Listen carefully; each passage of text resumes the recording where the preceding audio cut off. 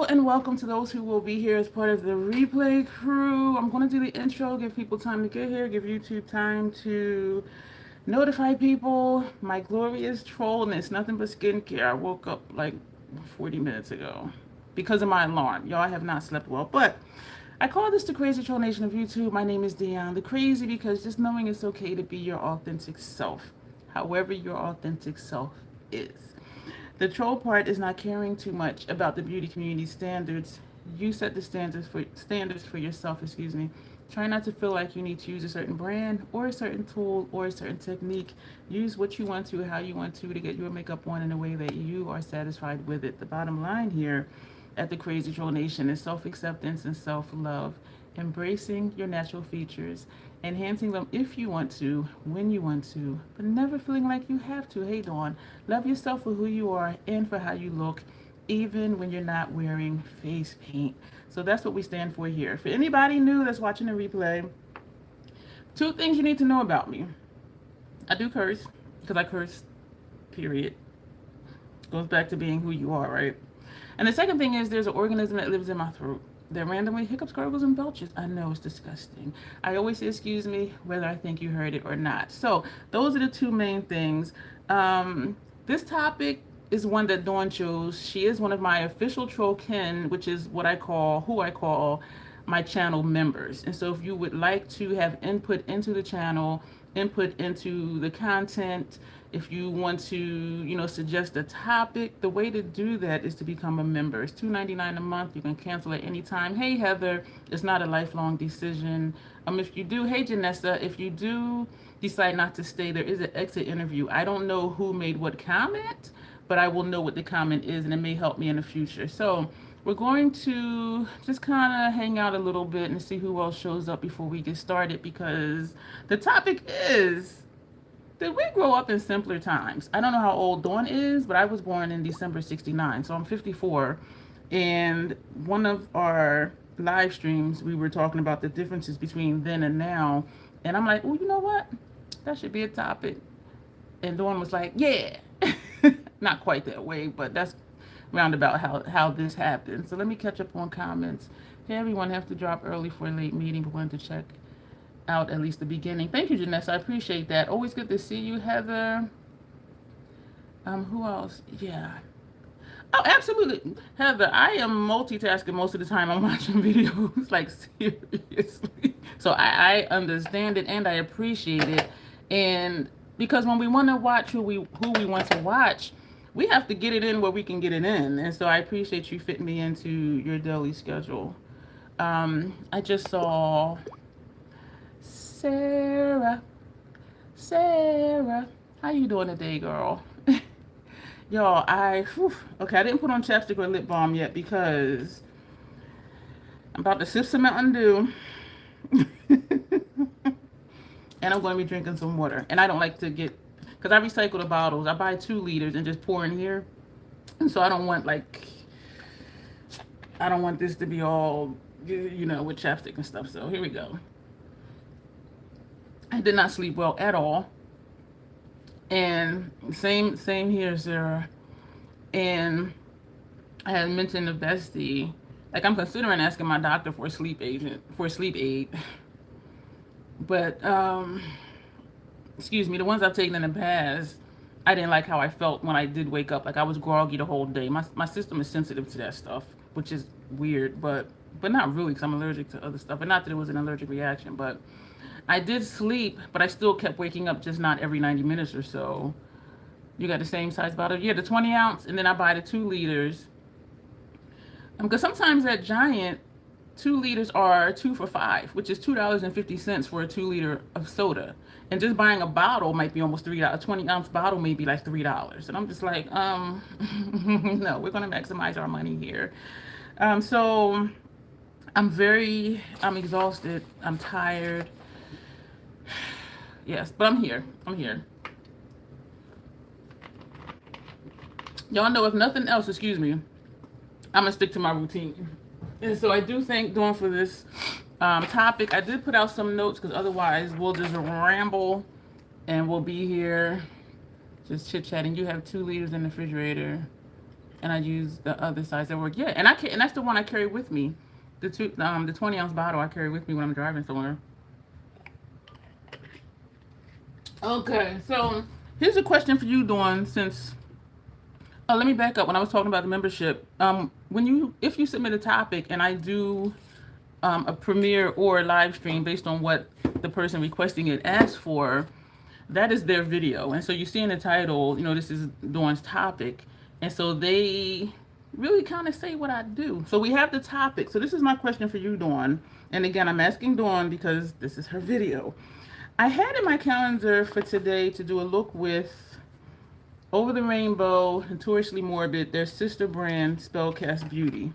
This is what Over the Rainbow looks like. And tomorrow I had in my calendar to do a look with Cherry Bomb. This is what Cherry Bomb looks like. And then I thought I'm just going to do one on each eye. But then I have homework to do for this thing that I started that I didn't really tell y'all about yet. And so here's my question for you, Dawn. Would you prefer like we just sit and talk, or me just sit and talk, or do the face as well while we're talking? And I know for some live streams people do just talk. I prefer to kind of just talk because I have a habit of saying this is this and this is that, which may or may not take away from the conversation. But I do also know for some, if it is a makeup face type video, like the full face of Fenty thing, we did that, but it was about the makeup. So, excuse me, I'm okay either way. So Dawn, one look each eye and do the face and do makeup, or just sit here and chit chat. And if not do the eye, still just do a base face just to even out the redness in the mustache area. Just talking is fine. Okay, so should I put something here too, or just leave my glorious trollness glorious? Okay, so I'm going to put those down. So let me know about that, Dawn. Like, stay fresh. Good with whatever I feel like. I feel like just laying down. I have not slept well. But I think, you know what? I think for the sake of the replay crew, dealer's choice, you dealt the topic. So so you're the dealer. I think I'm going to go ahead and do, hey, Tanya, I have this ointment under here for the redness. And so that's what I'm kind of just wiping in because it looks very shiny. I think I'm going to go ahead and do a base face while we're talking, just for the sake of those watching the replay crew who may not be familiar with my fabulous trollness, because I don't want to be distracting. And I'm used to it, so I'm not distracted by it. But all right, so let's just do that. So who here...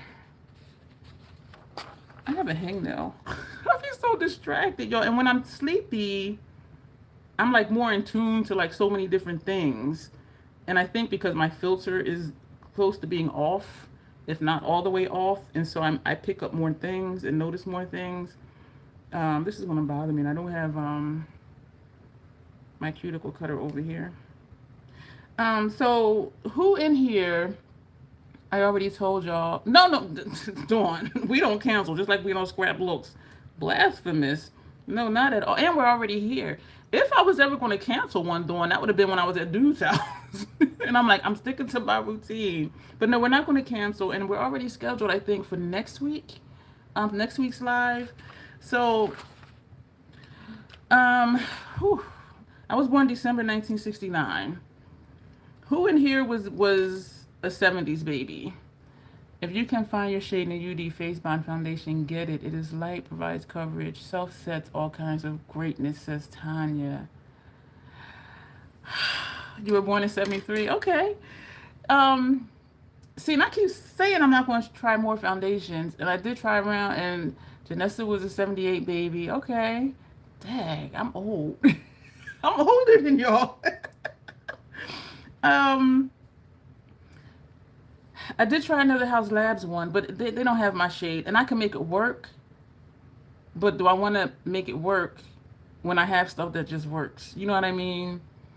And I do really like the formula, though. So I did try a second shade. And then I was just like, you know what? No, let's just stop. Sarah's was born in 70. Dawn was in the 70. Okay, so y'all get it. And so did we grow up in a simpler time? I do have bullet points. I do have notes. And some of what you you all may say may be, some of what the points are, but I do want this to be interactive because it's not just me, and y'all know I read every comment and I respond to it. And so the question was, did we grow up in simpler times? And so I'm just going to rattle off some things, or maybe wait, but I'm gonna put on some Tillamook because my lips is dry. um, who I remember, and I grew up in the inner city in Camden, New Jersey. When I was small, when I was like a tiny tot, the neighborhoods were good. And as I approached like my adolescent years, and my adolescent years before age, grew up in Detroit, the D baby, hey. And when I turned maybe, it had to have been around 9, 10, 11, it started to change. And what happened is crack came in, prostitution came in, and where the block I lived on, when you crossed the street, the projects was over here. So it's one of those things where they say don't cross the tracks. Like you can go to here, and that's it. Once you cross the street, that was the projects over there. But my block and like this area was all, excuse me for hitting you in the face, was a really good area. But then when crack came in, prostitution came in, and even though it wasn't on my block or the blocks adjacent to us, we would get traffic coming through or people driving through, blasting music, all types of craziness. Did I miss? Oh, I spoke to Heather earlier. I was going to say that I missed speaking to Heather. Y'all, I am so out of it.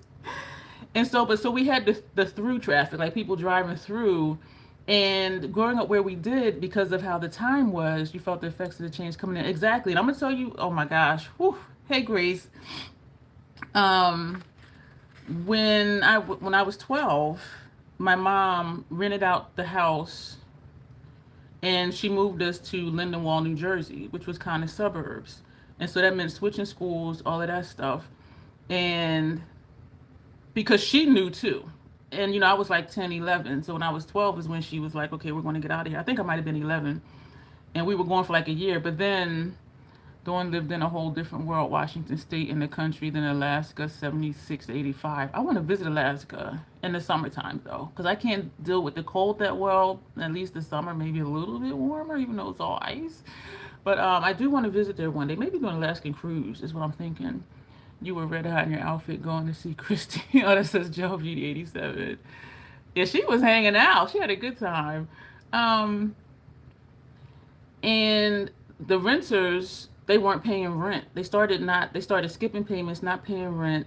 And so my mom was paying rent where we were and paying the mortgage for the house. And she was a nurse by trade, but still not able to afford two payments. And so we ended up having to move back. And years and years and years and years and years and years and years after that, after I was 17 out the house, I was probably maybe 20, 21 or something. My mom finally left the house because she was upstairs and a bullet came through the downstairs living room window. And she was just like, I'm done. Because I'm like, what? Because we were like, what if she was down there? She could have got shot in her own house by some stray bullet. You know what I'm saying? And so she left the house after that. But she tried to get us out. She did. And the whole vibe was just different, from like 11, like, because you can sense it, because we used to go to our neighbors, after school, for snacks. Yeah, and I don't know, maybe they were crack addicts. You know what? They had painted a mural on one of the living room walls. And I'm just like, and it was of a tree. So I'm like, what the hell? So even being young at the time when we moved back, I was either 12 or 13. I was just like, who paints like a forest mural on a wall inside the house? It was what they was. So I was just like, what are they smoking? Like what? So she had to do renovations to the house because they, holes in the walls. I'm like, what were they in here? Like throwing bricks at the wall? Like what the hell? So they basically kind of tore the house up. It was still livable, but before we moved in, after she had them evicted, she had to have some work done on the house. But I remember prior to that, elementary school, stuff like that. We would go to our neighbor's house after school because we were latchkey kids. Because my dad was in the military. He was always away. So basically, she was a single parent. And us being so small, we would go to neighbor's house after school for snacks, or we would be over, grandma's house or something like that. But as we got older, our neighbor, the one that we were really cool with, that we would hang out with, they ended up moving. And so it was just like, we don't know them people. And so it was just like, okay, let's go to grandma's house. Hey, Tony. And so we would hang out over there. Tony, the topic is, did we grow up in a simpler time? I was born December 69, and I asked earlier who was born around what year. So we have a couple 70s babies in here. Somebody else was 73 or 74, I think. And so we're talking about, was it simpler back then? And I was just saying how I remember after school, we would go to our neighbor's house until my mom got off work. We would hang out over there. It's like the neighborhood looked out for each other. And, I remember we would be outside, at my grandmother's house, because my grandmother lived in the Parkside, which was nicer than 73. Okay, so we're all around the same age in here. That's pretty cool. And she lived in Parkside, it was not the inner city vibe that my neighborhood was. And as I said, we were 1 block away from the projects. And so I think that's why. And so, but at my grandmother's house, we would be outside, we would ride our bikes. I sucked at double dutch. And if you can't turn, let me know if it was like this where y'all grew up, if y'all played double dutch. If you can't turn, you can't jump. And I'm double-handed, so everything be fine. All of a sudden, and I'm just like, oh shit, wait, what? So I never learned to jump because I couldn't turn. So if you couldn't turn, they wouldn't let you jump. So, I remember playing hopscotch, playing with jacks. Let me know if y'all remember jacks. I think things were simpler until the 2000s. Yeah. And even prior to that. Like for me, where I grew up, yeah, because I left home at 17, which is in 1987. And so when she moved us out, I was like 11. So that would have been, what, in the 70s? Like the mid 70s? When it started switching? Because of the crack and prostitution came in. I don't know where it came from. But, you are no double dutch chick time. Yeah. And I used to hate it because, Tony, yeah, you on Barbados. This is going to make you glad you didn't grow up here. Well, maybe way back then, we were always outside too. I couldn't double dutch. Why could you not? Because you couldn't jump or you couldn't turn. They wouldn't let me jump because I couldn't turn. I was good for like 30 seconds. And then, I'm just saying, and it was uncontrollable. I remember we played jacks. Who remembers playing jacks? If y'all remember what that is. And the little ping pong ball, the ball on a string. I looking back, it's like we had some cheesy shit, but it was fun. And we would hang out with our friends outside, just walking back and forth to the penny candy store. Because you walk to the penny candy store. Who remembers penny candy stores? Penny candy stores, spend your 10 cents and get a whole bag of stuff. Walk around the neighborhood eating your little snacks and stuff. You were always on the bike. We played jacks, but didn't know the rules. Jacks, people made up their own rules. I couldn't stand it. It's like spades. People have their own rules. Whoever you're playing with. Hopscotch, yeah. And drawing with chalk on the sidewalk for the. You sucked at jacks, but I could do paddleball. Tanya, why when I was like in my mid-20s, this dude I knew, and Tony says she remembers the jump rope. Yeah, the one rope. Yeah, I could do that. And I even got the point where I could like switch it and still jump and not miss a beat. But I'm like, that was just by myself. I wanted to double dutch with the crew down the block. Stores weren't in walking distance. Oh, okay. Yeah, I think it was 3 blocks from my grandmother's to the penny candy store. We didn't have media and entertainment shoved at us from every direction, says Janessa, so it was easier to keep ourselves entertained. Yes, it was. And that's why we were talking before about, was it just a simple red light, green? I forgot about that one, Tony. She said red light, green light. All right, you're like, red light. Okay, somebody said green light. I forgot about that one. And so I remember just hanging out. And there were 3 rules. You either in the house or you out the house. Don't keep going in and out the house. You're either in the house or out the house. Bubblegum in the dish. How many bubblegums do you wish? All the great. I never heard of that one, but I do like I used to like bubblegum. Mother May I. Simon said, y'all, we are reminiscing. That's what's up. Yeah, I forgot about Simon Says and Mother May I never heard the bubblegum in the dish thing, Tanya. Who else in here heard about the bubblegum in the dish? Like that saying. I know about Peter Piper and she sells seashells. I never heard of Cinderella dressed in yellow. Y'all, we are going way back. So who else in here knows about the bubble gum? Or is it just a Detroit thing? That's what Tanya's saying. Maybe it's a Detroit thing. Oh, Dawn says she remembers bubble gum. But why though the little square bubble gums was so friggin' hard? Like how did we chew that? Maybe that's why I had all these cavities.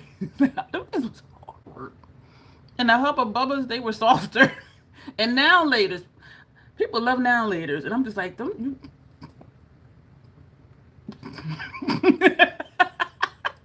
Still bubblegum.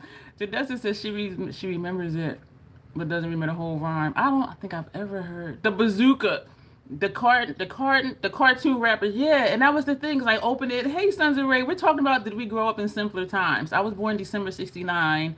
Teddy bear, turn on. I never heard of that one on.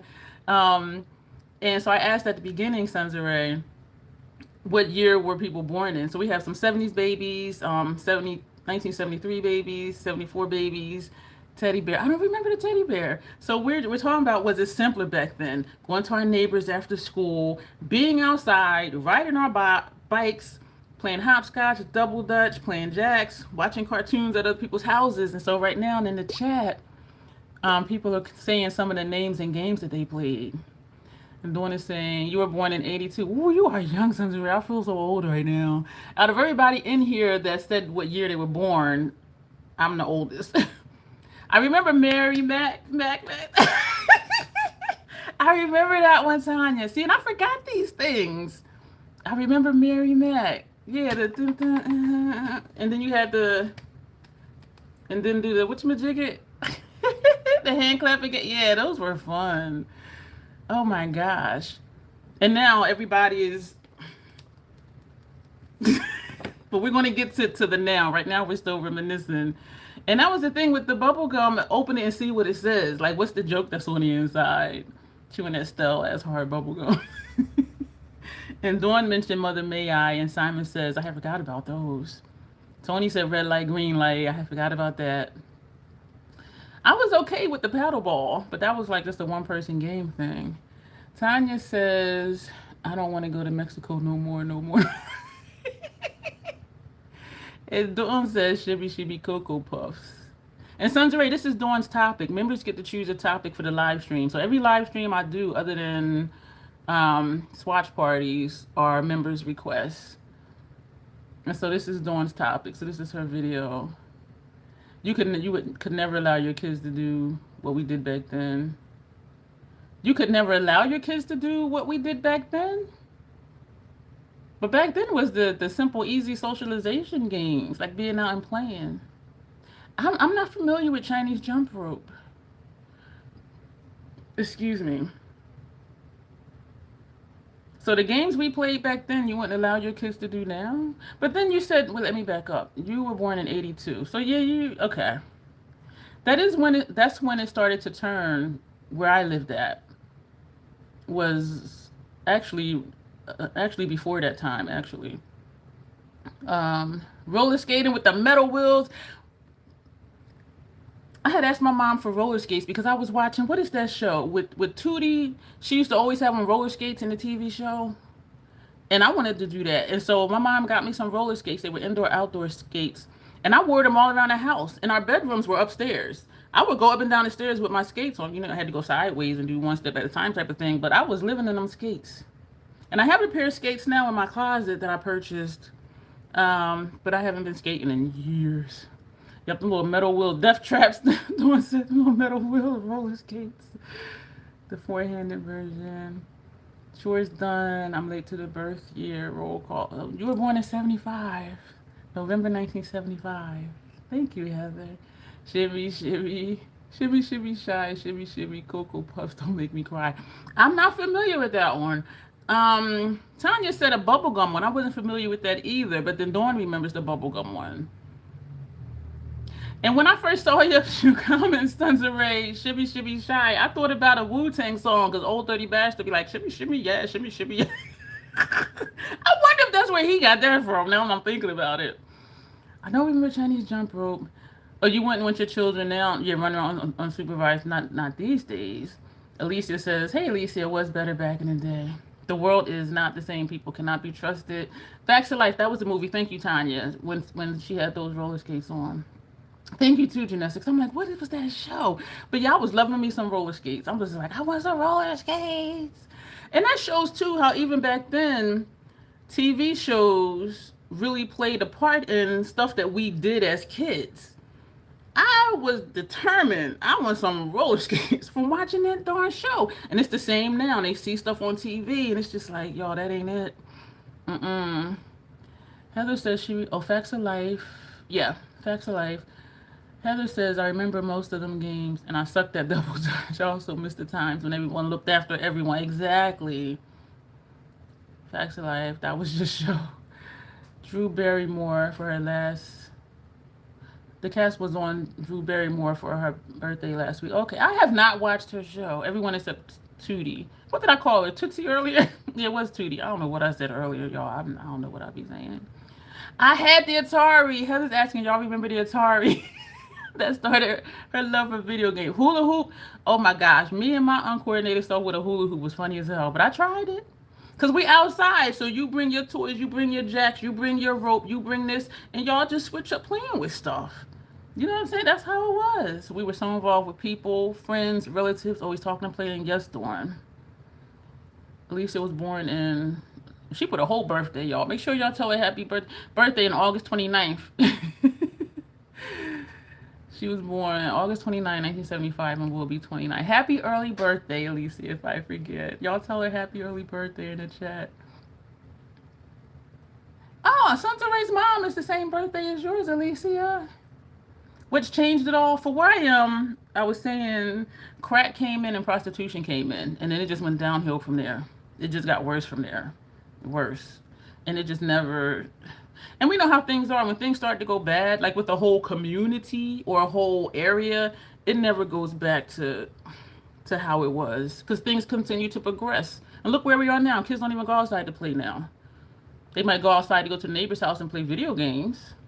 Oh, that's also Michael Jackson's birthday, Alicia says. You can never master hula hoop. Sons of Ray's girls love hula hoops. Alicia's daughter has hula hoops now. Sons of Ray said they're still around. You had a big pink hula hoop, says Heather. Also had a pink back to match. Oh, you was coordinated with your stuff. Oh, Tanya. Thank you, Sons of Ray, for telling Alicia happy early birthday. Tanya said she was too white for it to spin around. Oh, for now, I don't know. If I got it around my neck, it would spin. The rest of me, I don't know. Dawn says computers and phones changed it all. Heather had training wheels she had to get used to being laughed at in the park. So at least just to tell you, stop it. Stop it. I can do it if you can. Yeah, we can do it.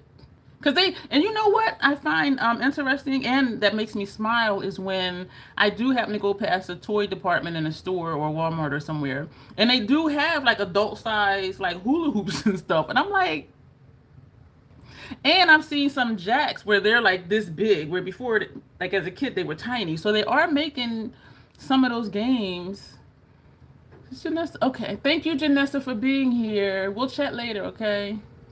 I appreciate you for coming in. So there were 3 rules when I was a kid, particularly at grandma's house. Because at home, go to the neighbor's house till mom gets off of work and she would come get us. Deadly lawn darts. I don't remember that one. But if it was deadly, why'd y'all play it? Like what? I don't remember lawn darts. So at grandma's house, you either stay in or stay out. You're not coming in and out of the house. Dawn says Tanya says she vaguely remembers deadly lawn darts. You either stay in or stay out. And if you were outside, you had to come home. Horseshoes. I remember horseshoes.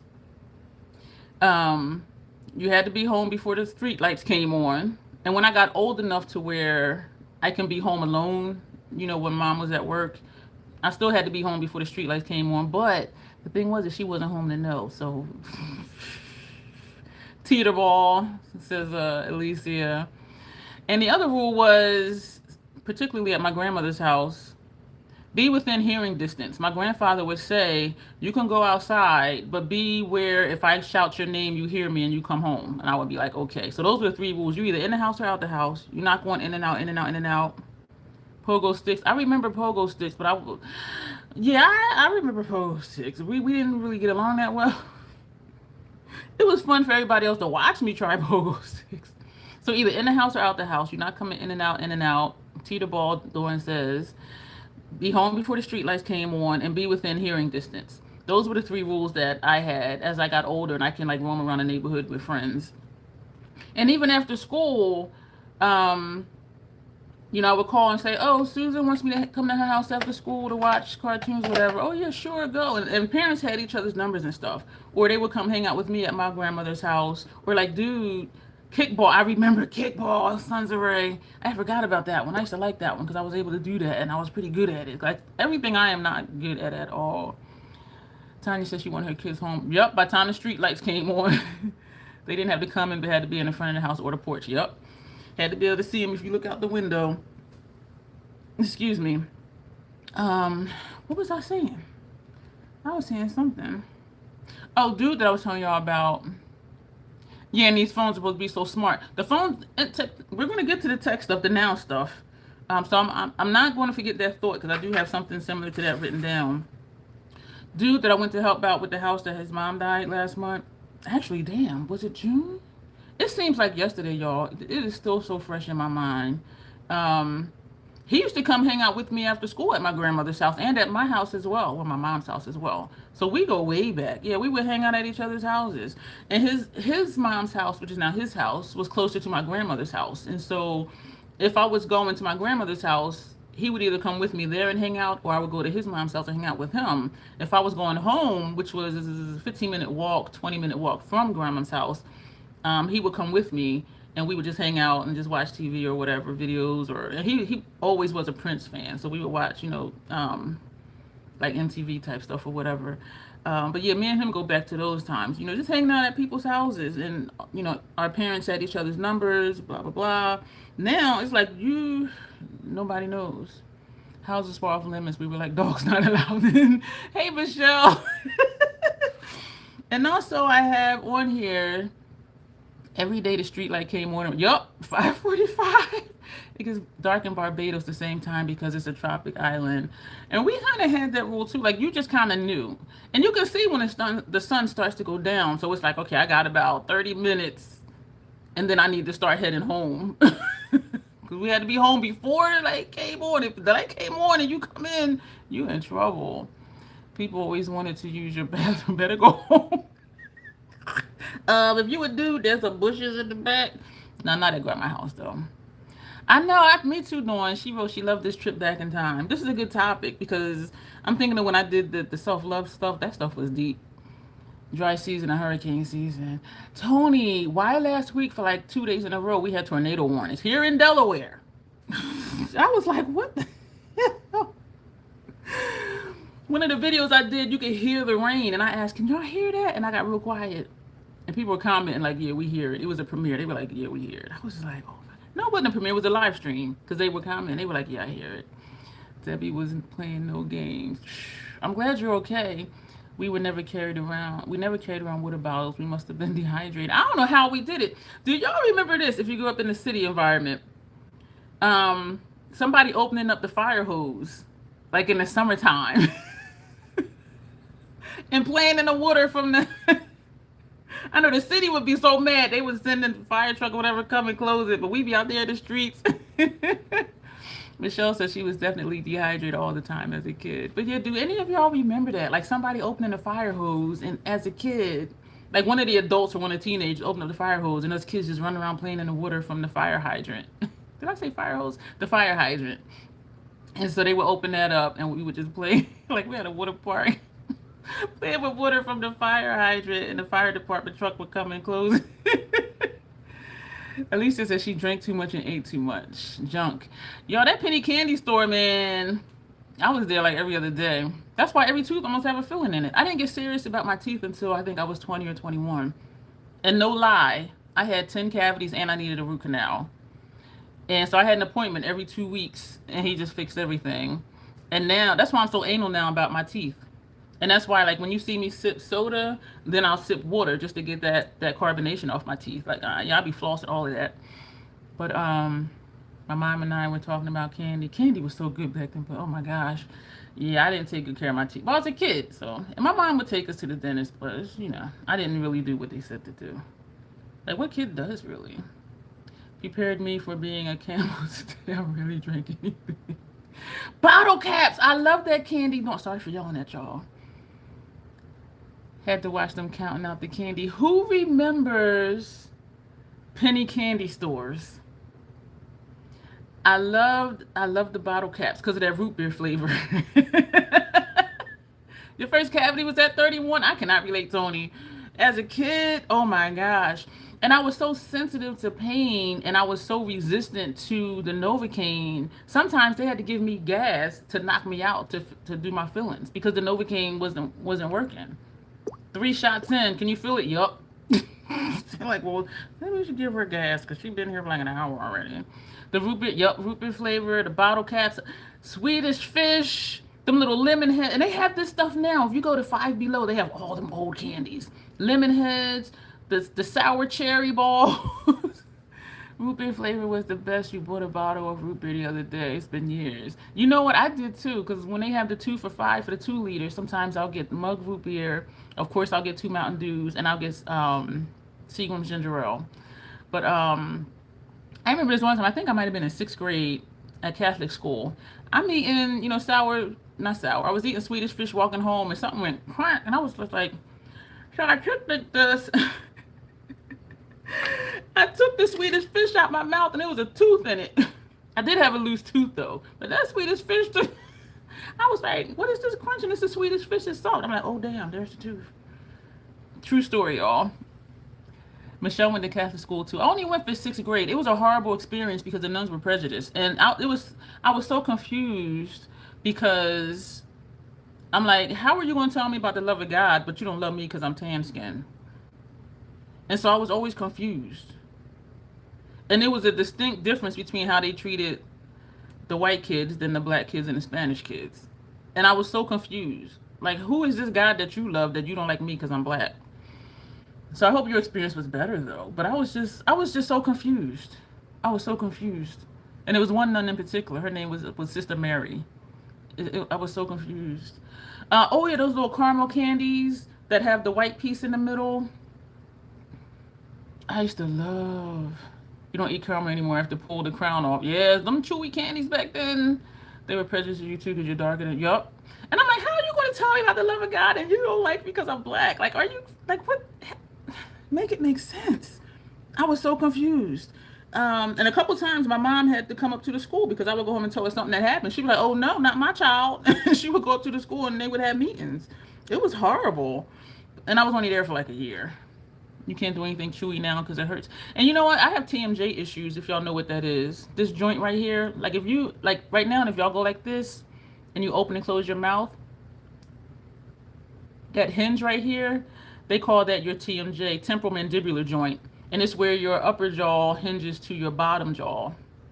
And look right here, like when you clench your teeth, watch here. You see how that's moving?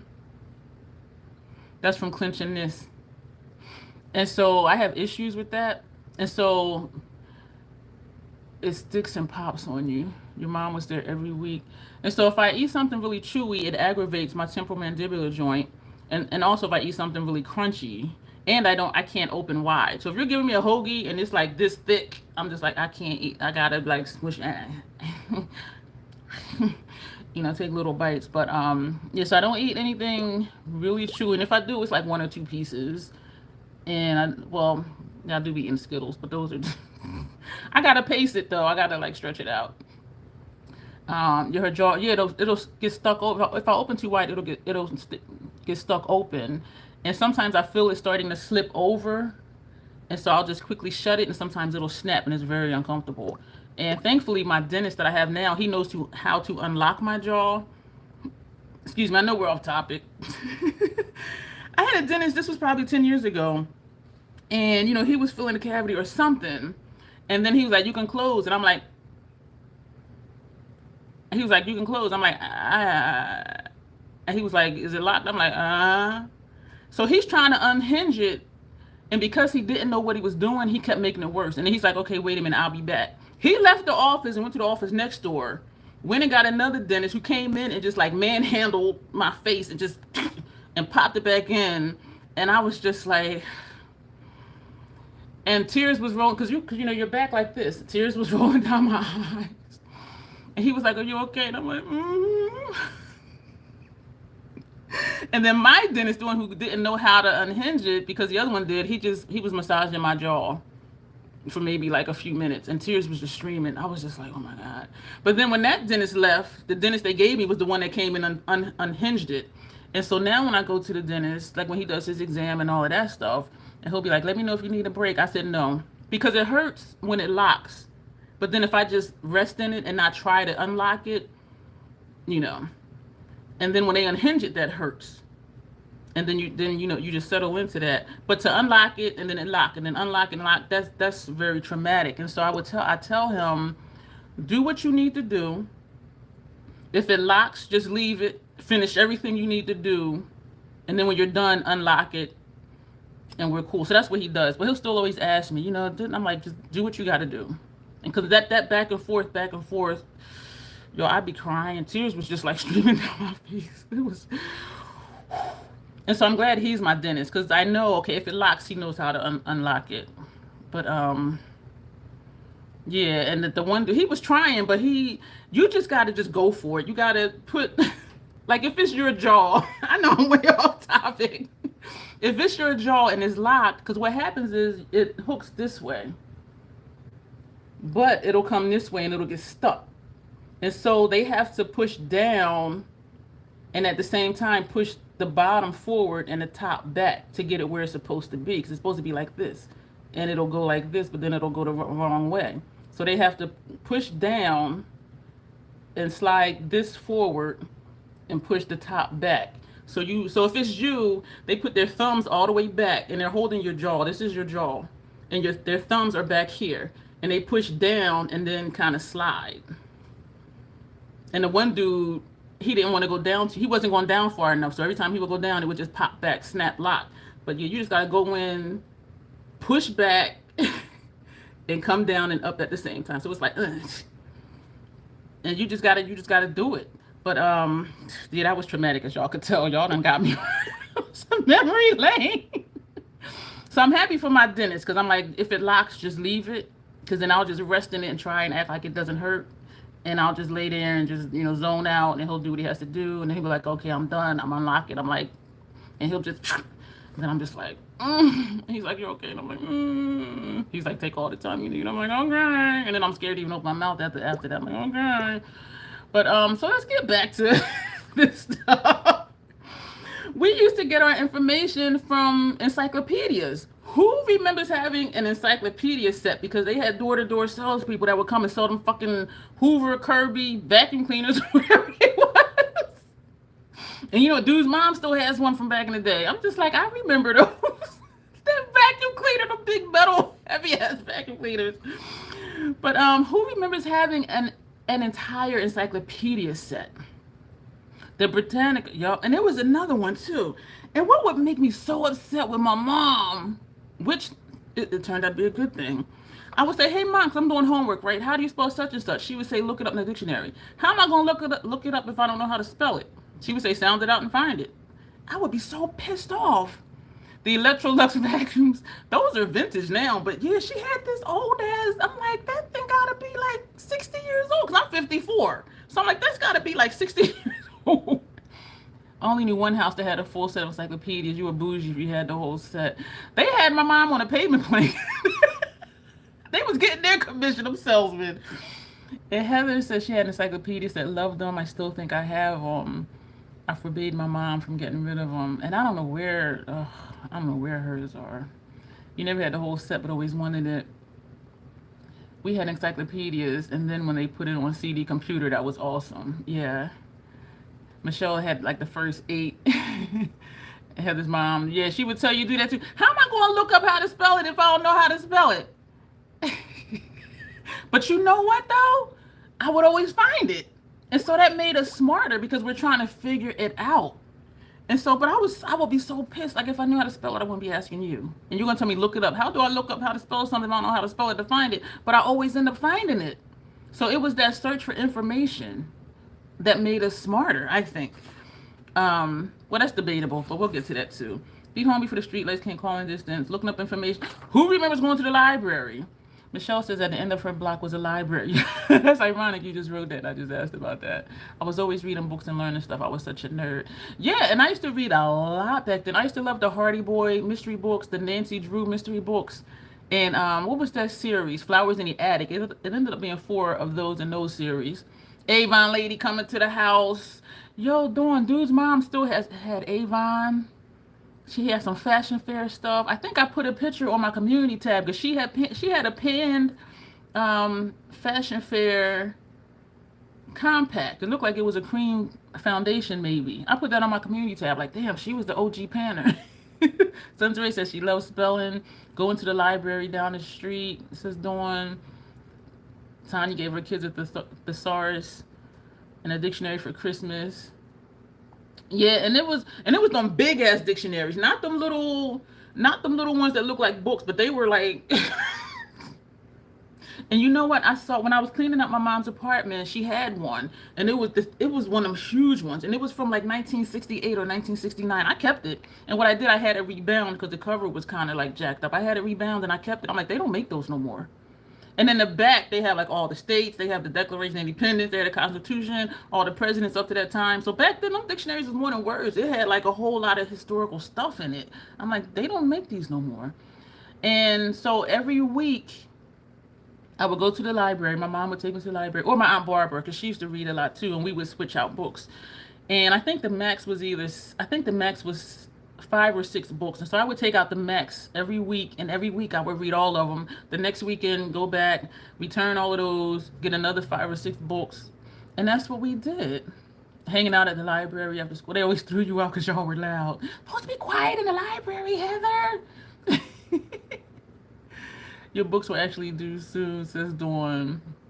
And when they were little, Tanya saying, when she gave them the thesaurus and the dictionary. Michelle gifts books to kids now as birthday gifts, and they look at me like, what? I know, right? Because they're just like, I can look it up on my Kindle. And they have audio books now. And I'm just like, and I know some people love them. I've never tried them. It took me a long time to even try a Kindle because it's just something about opening a book and flipping pages. But then when I tried the Kindle, I'm like, oh, because I could read it in bed because it has its own light. And if I don't know what a word means, you just press it and the definition will pop up. So I've learned to appreciate Kindles. But it was just something about getting up and going to, because it was like a field trip. You and your friends or your family, whoever, get up, go to the library, hang out all day, look at books, pick up books. If y'all ever go, I believe it's Oregon, Powell's bookstore, Powells. It's supposed to be the largest bookstore. Me and dude that I was dating back in the day, Tanya might remember, that white dude named Trevor. He popped up in like 2 videos when he was here. We went one day and it was in the afternoon. And we were in there for like 4 hours, and then all of a sudden we hear over the intercom, we're closing in like 20 minutes. We're like, what? So we went back the next day. That bookstore is freaking, it's supposed to be like the biggest bookstore. Google it if y'all can, Powells, Powell's bookstore. Y'all, I was in heaven. I was just like, oh my God, like I had forgotten. I mean, it wasn't a library, but just being around all those books. Tanya said she was kind of like my mom. I would tell them not to say words to me that they didn't know the definition of. Oh my gosh, but you know what? Somehow we still learned. We still learned it. Michelle says she loved holding the book. Can't with the electronic readers, they see. Yeah, it took me a while to get into the Kindle. Now I do have a lot of books in my Kindle store. I get the free ones, of course. But I've been using my new Kindle plain Mahjong. I haven't been reading lately for years, and I used to read all the time. Heather was loud, at least 10, 15 deep. You was wrong, Heather. But I'd have been right there with you. I'm told I would have an inside voice. I don't know if y'all noticed, but y'all would have been right there with you. Tony's asking, does anyone know about Enid Blyton books, Hardy Boy Mysteries? I grew up on Hardy Boy Mysteries, and that was always at least one or two of the 5 or 6 I would take out every week because I always took out the max because I would read a book a day. Even at family barbecues, y'all, this is how social I am, even with family. Family barbecues, I would go in the house and find a room and just sit in the corner on the floor and read a book. And people are like, where are people looking for me, blah, blah, blah, blah, blah. And somebody eventually would find me. But I would just hide from the family and just read a book. Yeah, I've always been social. Dawn says Powell's bookstore. Yeah, that's the. Yeah, we went back early the next day and we were in there all friggin' day. Like, for real. I do prefer physical books. But the Kindles are handy, like if you're in the dark or if you're on a plane. Because I could read in bed. I would read in bed before I went to sleep. Because I didn't need to get up and turn on lights and stuff. I should try Kindle. I just have a mental block. I mean, I'm not recommending it because I still love just holding a book. And I don't know if it's nostalgia or what. I just love holding a book, turning the pages. When I want to put it down, put your little place marker in there and just pick it up later. I mean, yeah. Sons of Ray needs to I need to get back in it too. I haven't really read anything, and I haven't even written anything since probably like 2021 or 2022. It's ridiculous. And that's what I say sometimes about my YouTube channel. I want to keep my routine. I want to keep my momentum because I can do something consistent for years. But once I stop for like a week, it takes me years to get back to it. I used to read every day. I used to write every day. I have books that I just need to re-edit. And I haven't done any of that since like 2021, 2022. Like seriously, and this is 2024. So it's just like, 2 years I've done nothing with any of my books. Excuse me. You love acting out the characters. Oh, she reads your kids' books and they love, I know. And I wonder, like, how many parents really still do that these days? You know, they give them a tablet that'll just read to them. And I'm just like, what about the connection? You know what I'm saying? That connection with, like you're saying, you read to your kids and they just kind of, cuddle up to you and you're reading, you're interacting, you're doing the voices for the different characters. And it just strengthens that bond. And that's something they will never forget. And Dawn says, Scholastic Books, Book Fair, yup. So much fun when book orders came in. And the smell of books. The smell of books to me is almost as good as the smell of real leather. It's just, or that new car smell. Oh my gosh. It's just like, this is a book. Yeah, that's mine. I put my nose on it. This book. It was just something about it. I wasn't into mysteries a lot, but my schoolmates went to Hardy Boy. Y'all always like mystery stuff, and now I'm into like suspense, horror stuff, and like, some fantasy, depends on what it is. Book fairs was the thing and sucked if you didn't have money for it. I know. Says Tanya. Yeah. Book fairs. Alicia loves books. Heather said, I like my Kindle and iPads for reading, and I recently just got into Audible. One of my chosen family brothers, he listens to, I don't know if it's Audible or something else, but when he's driving, he listens to books. And I haven't gotten into that. Because I think I would be distracted. Because even when I'm multitasking, I have a YouTube video on and I'm doing something else, I'll be like, oh, wait, what I missed? And then I'm like rewinding. So I really wonder, like, if I had an audiobook, like, would I really be paying attention? Or would stuff just fly by? But then that could be like a physical book. Because I do reread books. And the second time I'll read it, I'm like, oh, I didn't notice that the first time. I didn't catch that. The same as movies. I watch the same movie 3 times, and each time I see something different. You know what I mean? So maybe that's what it would be with audiobooks. Just re-listen to it and pick up new stuff. Your mom used to read to you every night. I still love those fairy tales. Yeah, dude. Sons of Ray does it, Heather. She had mentioned earlier up in the chat that she reads to her kids, and she enacts their voices and the different characters. And that's what I was telling her. Like, people, they won't forget that. I think it just strengthens the bond. Like, that's a memory that they won't ever forget. Like, just, sitting with mom and she's just spending time. That quality time. Tanya doesn't do fiction, but she needs to learn something when I read self-help books or psychology books. Yeah, I admit I seldom read psychology books because that's just out, because that's what my career was in education. And I'm like, I don't want to read another one of them. I'm done with school. But if I have to, I will. And when I worked, I did because, we went to workshops and conferences and go through workbooks with the clients and all this and this and that. But just for fun, and even though it's not fun because it's self-help, but I'm just like, ugh. And it's still so much of it in my head, even though I know some of it is outdated too. And Alicia says, oh, and Michelle doesn't do fiction either. Alicia, when her baby was little, she would read to her baby, but now she reads all the time. Anyone in here Anne Rice fan? The Vampire Chronicles are your favorite series. That's what Heather says. Heather, I am ashamed to say I have not. I used to be a huge Stephen King fan, like back when, my late teens, early 20s.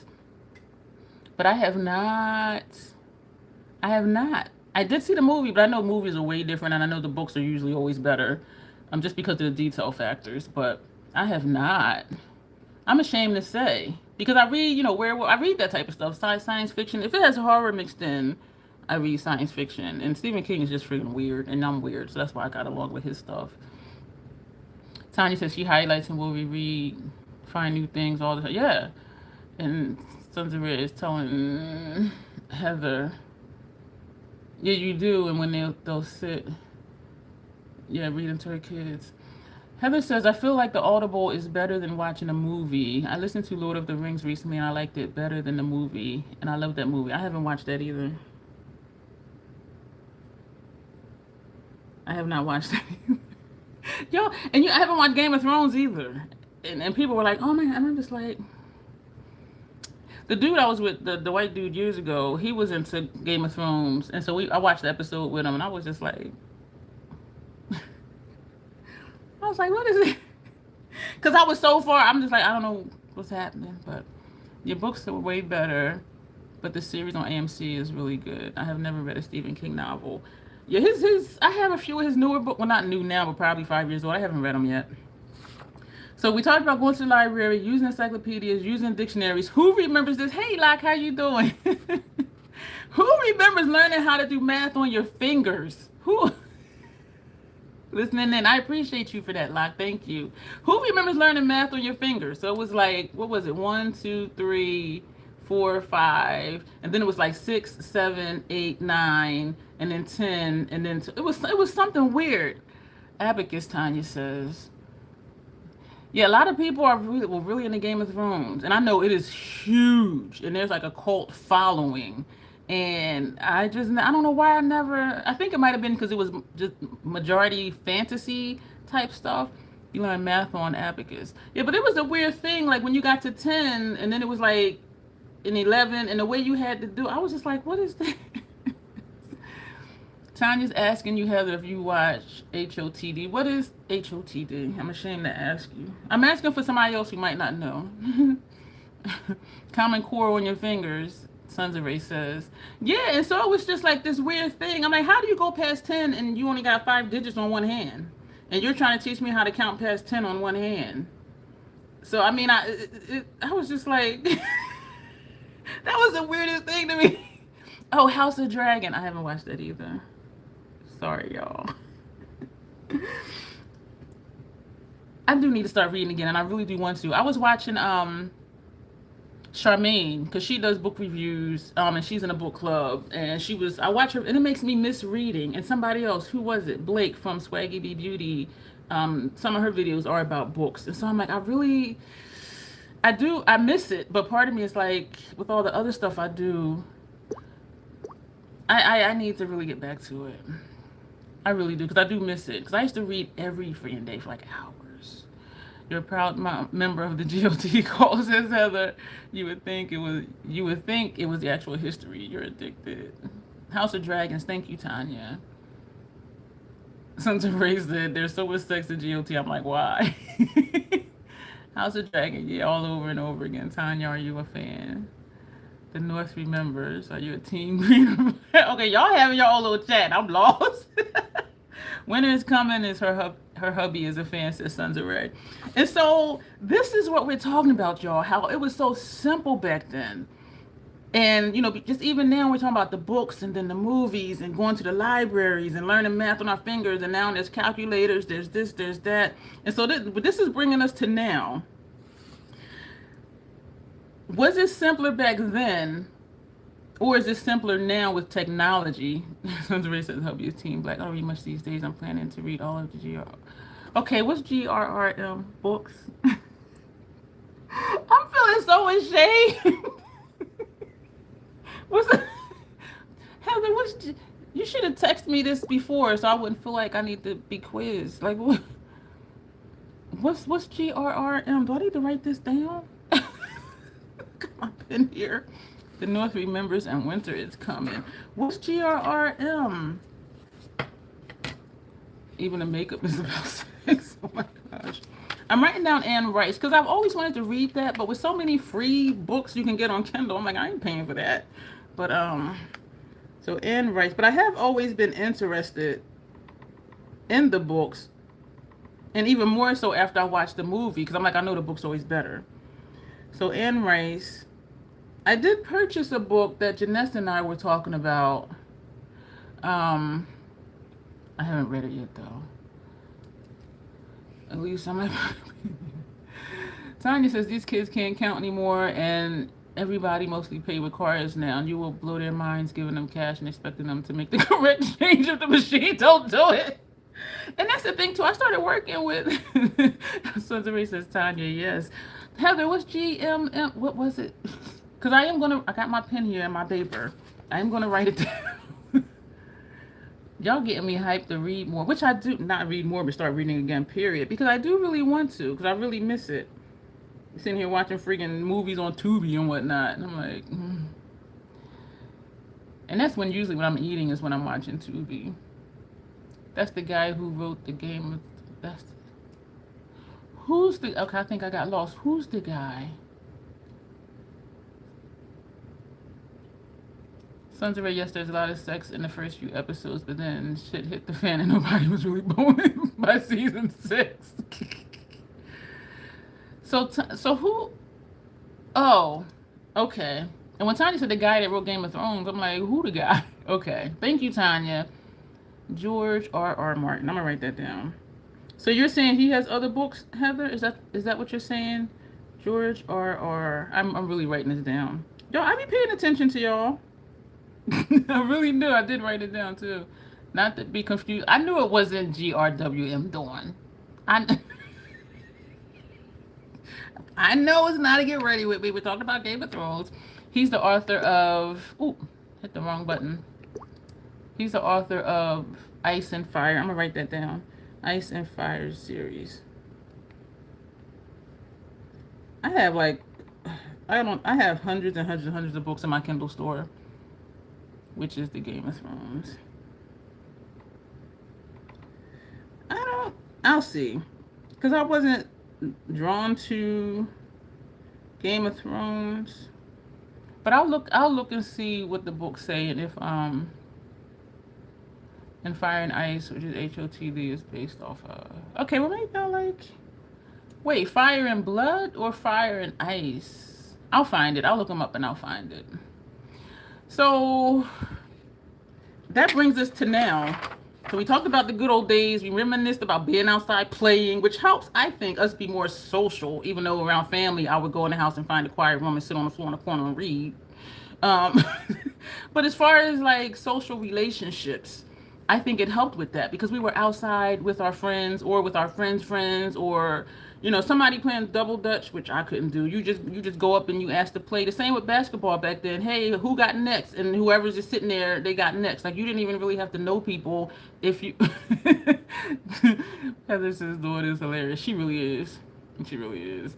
And so you always didn't have to know a group of people. If you played the game, you get in and you play the game. It wasn't as cliquish, as things are now, I think. So that brings us to now. Are things simpler? Because we're saying, was it simpler back then? Fire and Blood, which is a prequel to the Song of Fire and Ice series. What did I write? Okay, so Fire and Blood. Let me write that down. Fire and Blood. So the question is, was it simpler back then? So we talked about all this stuff, and y'all, I am loving, damn, we've been here an hour already.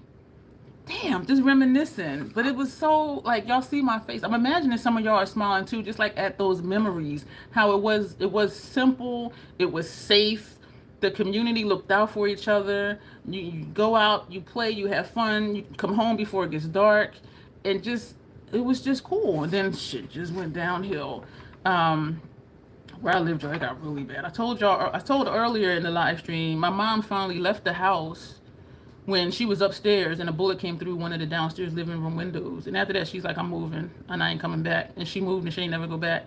And so that's how bad it got, where it was just, and people breaking into the house because people sit and watch and they know your routine. She worked at night. So people across the street, when the drug people would move in over there, they just be sitting out on the steps smoking cigarettes, drinking all day. And so they're just watching. And so they knew her routine. If you work 3 to 11, you know, they sitting out there every day of the week. They see you leave at like 2:30 and you don't come back until like 11:30, 11:40 at night. They're like, okay, let nobody be home. We breaking in. And there were a few times when people freaking broke into the house. Mostly they didn't mess with us though, because my mom had 2 brothers who were police officers. And just to do it because people be watching, like every day or so they would just come by and just be like, you know, just how y'all doing, whatever. So people saw a police car at our house at least like 2 or 3 times a week. So it was usually the newer people moving in that would watch and think, okay, we're gonna mess with them. But so that helped us out a lot, I'm sure, you know, having less break-ins and stuff like that, because she had 2 brothers that were cops and they would come in the cop car, come in their uniforms and just, you know, hang out for a little bit. I was lucky it never got that bad in my hood, but everyone was either smoking or selling crack. That's what happened where I was. Crack came in, prostitution came in, and it just kept going downhill. I'm surprised it didn't get that bad. I'm glad it didn't for you, Heather. And you were in Brooklyn too, so I mean that. I grew up in Camden, New Jersey. They call Camden, New Jersey, the sister to Philadelphia because we're across the bridge from Philadelphia. Well, Camden is across the bridge from Philly. I'm not in Camden anymore, but Dawn says she works in the store. So many kids started out age 2 or 3 or on phones. Sons of Ray says she hit it. Oh, thank you, Alicia. She's saying click the like button. Thank you, Sons of Ray, for clicking the button. And if y'all want to have a topic, because y'all see we having fun here, join the membership. It's only $2.99 a month, and you can cancel at any time. But and I do members only post at least twice a week, because I'm asking questions. Oh, you didn't grow up in Brooklyn? Where you grew up at? Where you grew up at, Heather? Because I remember your story of how you got to where you are from Brooklyn, but how did you get to Brooklyn? Like, what took you there? I loved Brooklyn, and I loved Hempstead. That's where I fell in love with Jamaican food. You grew up in White Plains. Oh, 15 minutes north of the Bronx. I went to the Bronx maybe twice, and I'm like, get me the hell out of here.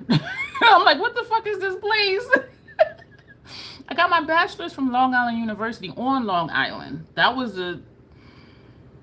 culture shock, because it's old money on Long Island. Okay, you lived in Brooklyn a long time. Long Island is old money, and I grew up in the inner city poor. So it was a whole silver spoon babies. I started working when I was 14, and when I started college, I think I was 21. I was there with students who were there 17, 18, fresh out of high school. You moved to Brooklyn in 1998. So I was there with students who were like 17, 18, 19, fresh out of high school. And they'd be like, oh, well, my dad told me I had to get at least a bachelor's degree if I want to work in the family business. And I'm just like, I've worked since I was 14. They had no concept of the value of money. And it was culture shock, Heather. And my first year, I was in a suite with 5 sorority sisters, and they were all Caucasian. So, and they were pissed at me because their 6th sister, she submitted her paperwork too late. So I'm like, don't be mad at me because she was late submitting her paperwork, and they gave me this room. I said, trust me, where I'm from, you don't want to mess with me. And they all were scared of me except my roommate. And my roommate would apologize a lot for how her sorority sisters were treating me. But this one time, and I did work study, and I had work study, and I was working on campus, and then I had another 3rd job. So I had 3 jobs when I was studying for my undergrad. And my first job, like my on-campus job, was in the public safety office, and so I had access to everybody's records. There's one chick in my room in the suite. She pissed me off so bad. I said, y'all know I work in the public safety office, right? I know where each and every one of y'all live at. Keep playing with me. And they were just like, I really did. Y'all, Like 2 days later, the RA came knocking on the door. She's like, can you come to my room? I need to ask you about something. I was like, yeah, what? She said, did you threaten your roommates? And I'm like, what? I said, no. I said, they were acting racist because the RA was black. So, she got it, right? I said, they were saying some racist stuff. And I told them, remember, I work in public safety office and I have access to y'all records and I know where each and every one of y'all live at. I said, that's what I said. Not as a threat, but letting them know that I know. So I said it wasn't a threat. It was just a fact. And she was just looking at me like,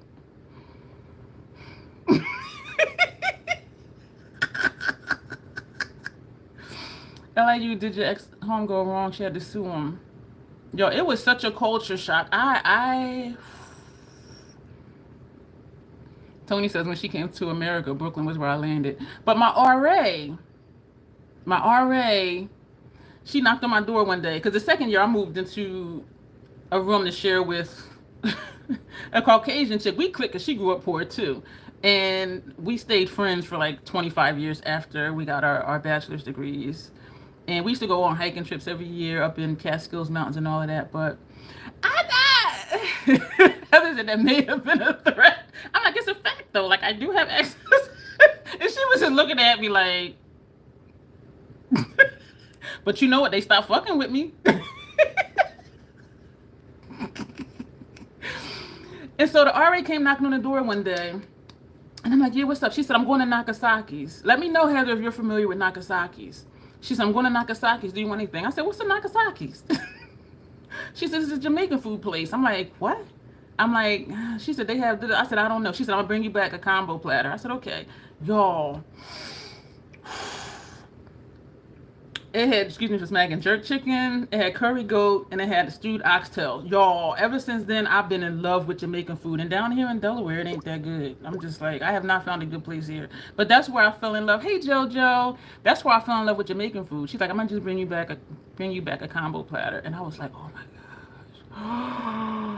It was in Hempstead. Oh my God, it was so good. And when my mom came to visit me, because she had gotten tickets to a Lion King play, I said, we're going to Nagasaki. So it was her, my sister, my nephew, and some other people. I took them all to Nagasaki's, and they were like, oh my gosh, this is so good. I'm like, I know, right?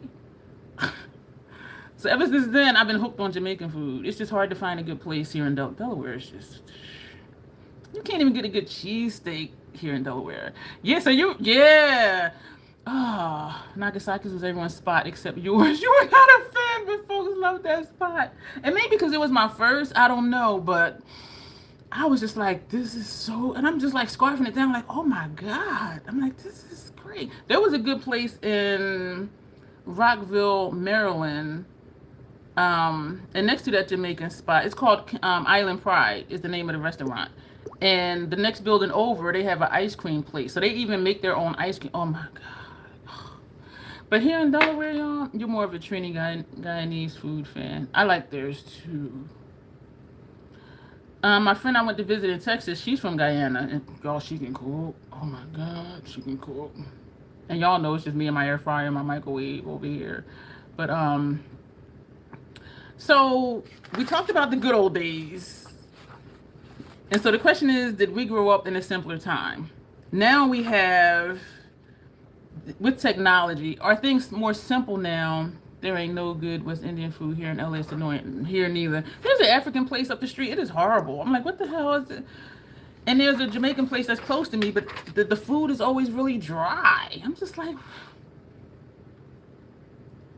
I know y'all don't eat like this at home. And it's really like, African people and the Jamaican places rule Jamaican people. I'm like, you can't tell me this is what you eat at home. You done brought your leftovers. This shit is dry. And even the saucy stuff is dry, it's thick, the sauce is thick. I'm like, no. You bring your leftovers up in here.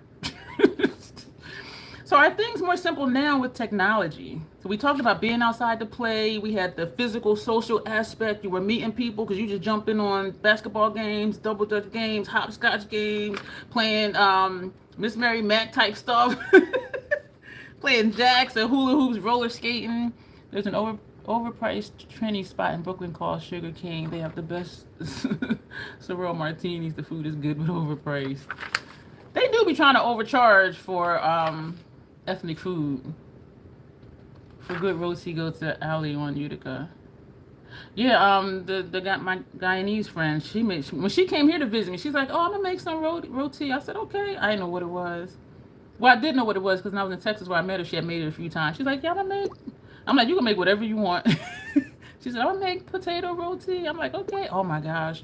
And she made so much that when she left, I called my friend who now moved to North Carolina because she lived like 5 minutes away. I'm like, "Come get some food." She was like, "Oh my gosh, this is good." So ever since then, when I would say, so and so's name, she'd be like, "Is that the one that cooks?" I'm like, "Yeah." So we talked about going out to play, the physical social aspect, having to look up stuff in encyclopedias or dictionaries, learning to count over 10 on one hand. But are things more simple now with technology? Just to be able to click on the screen and look something up. You don't got to go to the library. You can look up the library online. There's calculators for math. Even in school, they let you use calculators now for math, I'm told.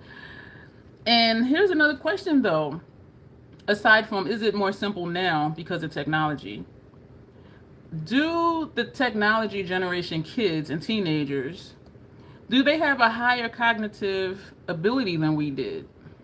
Like, yes, they can find stuff quicker, but are they learning more? We physically learned it, and I feel like physically looking up a word that I don't know how to spell and then finding it, that sticks. That sticks. When I just, go Google something, I'm just like, oh, okay, like it doesn't stick. There's no effort in it for me. There's no skin in the game, as they say. So do you think that made us smarter?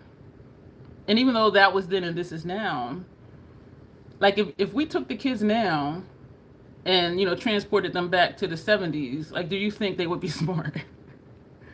I would say no, because they don't know how to find stuff for themselves without technology. And do having more resources, does that mean that you're smarter than having to physically find the answers, which is what we had to do? So these are some of the questions. Were we more social because of outdoor activities versus you just go online and do gaming with 5 other friends, but everybody's in a different place? So you're all playing the same game, but you're all somewhere different, whereas we were in each other's face. Does current technology make this generation more social? Is it quality over quantity? You can sit and do gaming, for 5 hours. Because some of these groups, they game all night long. They start at 10 at night and go till like 8 in the morning. But is that making you more social? You're just sitting there playing a game. So the quantity of time is there, but the quality is we're just sitting here playing a game. There are some career gamers doing. Heather says she felt more community back in the day when I was growing up. I missed that. Yeah, I don't see that kind of community anymore. Me neither. Me neither. Is technology-based social interactions as strong as building them through physical time spent not being on technology? So that's another question. And you think technology played a big role in that? Everyone is always on the damn phone and so disconnected from each other. Yeah. And so I'm hearing a lot too, younger people than me. I'm 54. People in their, early 20s, they're like, they'll say they're on the spectrum, they're neurodivergent. And I'm not saying whether they are or they're not. Where they're saying they're neurodivergent, they're autistic, they don't read social cues, and so they can talk to you, but they don't know like what your face is saying, they don't know what your body language is saying. And sometimes I think, well, is it because you haven't spent time with people? You know what I'm saying? Like because that's how we learn, just being around people. But it's not like that anymore. And I do think we were more social back then. And even now, like here, the social media stuff, they call them parasocial relationships. And so we connect, like us that are here right now, we do connect, but it's still through watching on TV or on your phone or texting or Instagram DMing. And it's not the same as sitting in front of somebody. Like when Fabulous 50ocity is here, y'all see how we get. You don't get that over the phone. Texting on the phone. You know what I'm saying? So just to be in someone's presence and to just hang out. And Dawn says you work with people in their 20s and they only work part-time, but they don't go to school. I never had the luxury of a part-time job. Me neither. Well, in my undergrad, I had 3 part-time jobs, but it was 3 of them, and I was a full-time student. I was taking 15 credits each quarter, each semester. Yo, I was getting it in. Sons of Ray was talking to our counselor about that this morning. Tech has interrupted interpersonal relationships. Exactly. But you can't tell these kids nothing, Sons of Ray. You cannot tell them that they can't relate to other people. And Heather says, yes, Sons of Ray is so true. And Heather also says, I don't think technology-based socials take the place of real life interaction. That part right there. It's a great catalyst to meet new people, but it's not the same as real human contact. It's not, and you can't tell these kids nothing. You can't tell these kids nothing. And I'm just like, y'all complaining? Like, dude, we had to look up shit in books and couldn't spell it, but had to find how to spell it. You can't beat that. Like, you can't, you Googled it, but do you remember? But I tell you what, I remember what I learned because I was made to learn. My mom wasn't like, oh, well, here's how you, she's like, go look it up. I would be so pissed. But she was doing me a favor. She helped me learn. Went to school and worked full time for every degree. And when I got my master's, I was active duty in the military. And then when I got out from active duty, when they medically discharged me, immediately, like 2 months after I was medically discharged, that's when I started the doctorate degree. And I was working full time through my doctorate degree. So I've always worked. I've always been in school until I retired myself because of my disability. But I've always been worked. So even like my undergrad, 18, 19-year-olds never had to work a day in their life. They're only there to get a degree because daddy said they had to if they wanted to work in a company, which means you can get a D and you can get a D and everything, graduate, and you still get like top dollar position at the job over someone who is actually qualified because that's your daddy. It was such a cultural shock. Going from Camden, New Jersey to Long Island, y'all. Oh, I knew where they all lived at. Don't fuck with me. I will find you. You're trying to change that. Oh, Dawn says she got a teeny bit of anxiety now. If I'm in social settings, I became a hermit when COVID shut everything down. Because I'm like, and I'm still that way. And people have called me a hermit. But you know what? People I know had COVID. Some of them had COVID 2, 3, 4 times. And I'm like, that's why my ass be in the house. And it is harder to make friends in life because people, even dating, it's like, oh, how do you find somebody? Oh, you just go on. Back then, you just you met somebody through a friend of a friend of a friend of a friend of a friend. So you knew they were somewhat cool because you're friends with him, and he's a friend with him, and he's a friend with him. And if this person is okay, then it's like, okay, this person isn't a complete nut. You know what I mean? But now it's just even dating. And I did go back on POF, y'all, and I feel like I'm insane for it. It's just like, what the hell? Because people... Dawn says, can't imagine being a teacher now when kids on their phones and they're not allowed to take them away. I met someone, I was working down at the Playhouse, and this guy was like, oh yeah, I'm a teacher. I said, I'm going to tell you something. I said, I appreciate what you do. I appreciate what you do. I said, teaching is a thankless job and a physically dangerous job, depending on where you work. Your job is to help someone learn something and to enhance their life and help them grow as a person. I said, even though a lot of people won't say that, I said, I'm telling you, I appreciate you for what you do. And he was like, oh my gosh, you're going to make me cry. Because it's like, so when y'all meet teachers, firefighters, whoever, counselors, clinicians, whatever, it's a thankless job. And we don't get, the pay fucking sucks. So we're trying to change your life and we get paid pennies, but you go out there and hit a baseball and you make millions. Make it make sense. So you're paying for entertainment versus trying to enhance another person's life and help them grow intellectually. You've given up on dating. I'm holding out hope. Would love to get married, but it's really hard. I've met some strange folk on them. Yeah. Quit while you do it. Yeah, that's why I feel like I'm insane going back on there because this is just, yeah. Your job is teaching kids where some don't want to learn, says Dawn. I couldn't be a teacher either, but even as a counselor, as a clinician, I have worked with adolescents, preteens, teenagers, adults. I've worked with did individual therapy, family therapy, group therapy. I've done all of that stuff. Oh, Dawn says you date coworkers? That could be messy. I've never. Oof. Okay, you got that one, girl. Or dribble a ball or run with a ball down the field. Yeah. So those are some of the questions. And then we already talked about parasocial relationships. Almost everything is done electronically, even parasocial relationships. Here's a question I want to know. What you think? Has technology created laziness? Has technology created laziness? I mean, I know what I think. Or you used to date coworkers, you had to be a tough cookie to do. Because you know what? If it breaks up, everybody's not mature. And so I'm not going to be coming to work and you acting like a freak or stalking me, but we work in the same place, so is that really stalking me? So Dawn says yes. So has technology made people lazy? And I was saying this to somebody else, has it dumbed us down?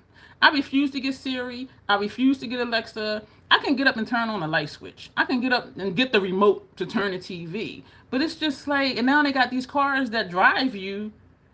What? Heather says, Dawn, I have thought about dating coworkers, but I decided against it. Because it goes down south, it can get real uncomfortable. Yeah. Dawn says, definitely think technology makes people lazier. Heck, she says she's lazier. And so, and also, do you think, okay, so Dawn chimed in on thinking technology makes people lazier. Do y'all also think that it dumbs us down? Because you can be like, oh, Siri, do this, play that, look this up. How do you pronounce this word? Turn on the light. And now you sitting in the driver's seat and you don't even drive. I'm watching this friggin' commercial and he's like, oh man, I feel like a passenger in my car. And I'm thinking, but you're in the driver's seat and you're a passenger. Like, what? And then I thought about that old cartoon, The Jetsons. I'm like, damn, like that shit was like supposed to be just a futuristic idea cartoon. And now it's actually happening where you have a car that will drive you. And one commercial, oh, am I really going 65 on a highway? Am I really in the center of my lane? He's like, I feel like I'm just chilling back here. And I'm just like, that shit sounds nuts to me. Don't eat where you poop. That's right. Don't eat where you shit, they say. And you don't poop where you... That's right. I think it depends on the person, but I know folks who use AI to write their school papers for them that irritate. And plagiarism went up because you could just copy and paste shit. My doctoral studies, people was getting dinged in class one week, going the next. I'm like, what happened? Oh, well, word on the street is, they didn't write that paper. What? See? That's exactly what I was thinking about those topics. Are we actually dumber or just not as present? I think we're less present, but I think it also dumbs us down. If you, okay, the laziness, I'm not going to get up and look in the dictionary. I'll just say it, phone, Siri, what's, whatever. But then also dumbs us down because we don't. For me, if you just tell me something, I may not retain it. That's why I be writing shit down. Anne Rice, GRM, George R.R. Martin, Ice and Fire series, Game of Thrones, Fire and Blood. That's how I learn, by looking at stuff and writing it down and then going back to it. But that's me, and people learn different ways. Some people learn by seeing, some by hearing, and some by doing, and some people a combination of all three. I'm like a combination of all three. And so I do think technology definitely has made us less present because we're missing that face-to-face interaction. And Locke says she feels like it's rewiring our brains for the worse. I do too. When you're driving 65 down the highway and you're not actually driving, I'm like, what the fuck is that? Like, are you kidding me? And I be seeing the signs when you're driving. It might say, accident ahead or whatever. It'll say, don't text and drive. Well, now I'm not even driving. I could sit in the driver's seat and text all day because the car is driving me. I'm just like, I refuse. Dawn said she always got along great when things worked out when she dated coworkers. So does it dumb us down? Because we're not learning like we used to. Or because we don't put in the effort like we did, having to go to the library, go to school, looking up encyclopedias, dictionaries, and all of that stuff.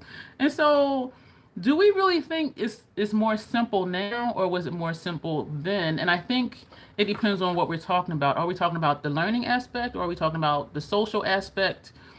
Or, I think for learning, it's easier if you learn best just by hearing something. Siri, how do you pronounce this? Or how do you spell such and such? But for me, that's not going to stick. I need to write it down for it to stick. But looking it up in books and dictionaries, it's stuck. Because I put that effort in. And so it meant something more to me than just somebody saying, oh, you spell that, such and such a way.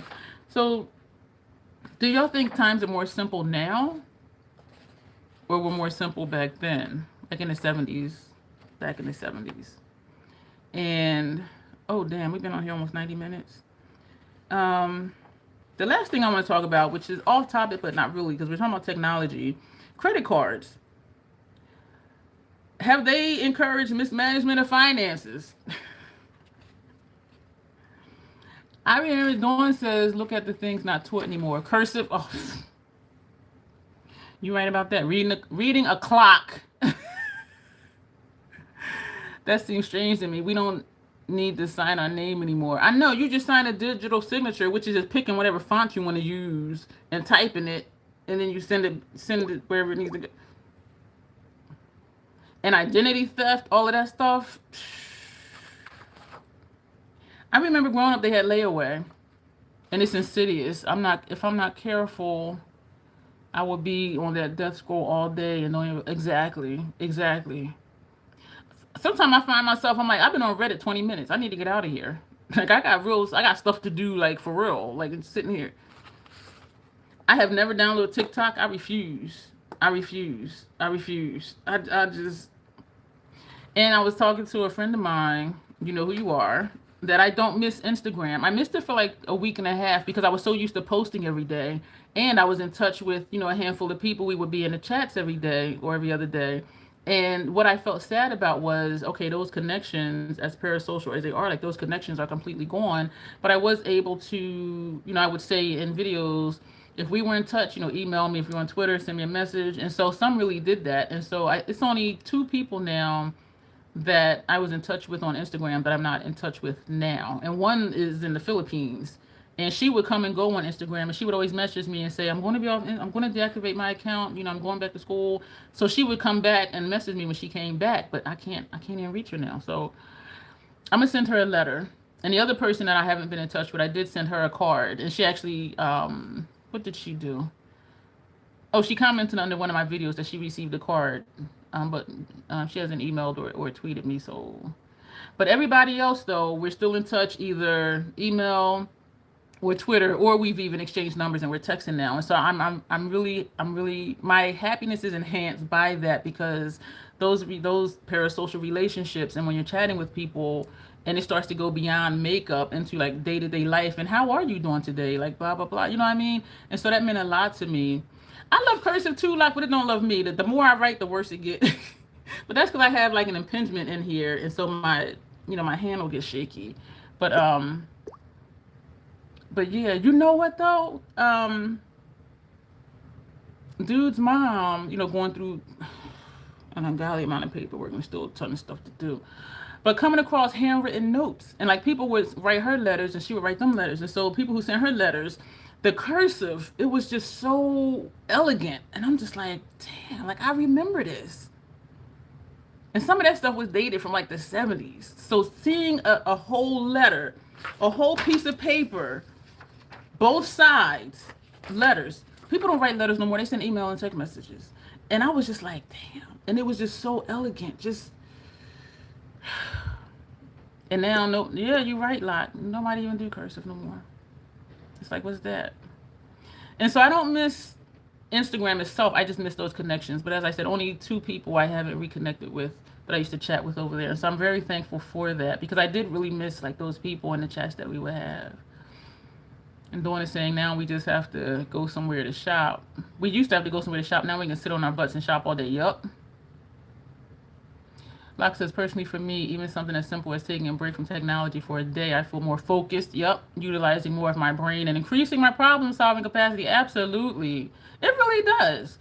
And when, after I got over being sad about Instagram and possibly losing those connections, after like the 3rd week, I was like, I felt more relaxed. I still do a whole shit ton of stuff on YouTube, which has not slowed down, but I just felt more relaxed. Like, okay, I don't have to like, oh, post this, do that, make sure you do the hashtag, da, da, da, da. And so it did help me just to, as you were saying, like just to refocus and just enjoying the moment. Heather says she refuses TikTok.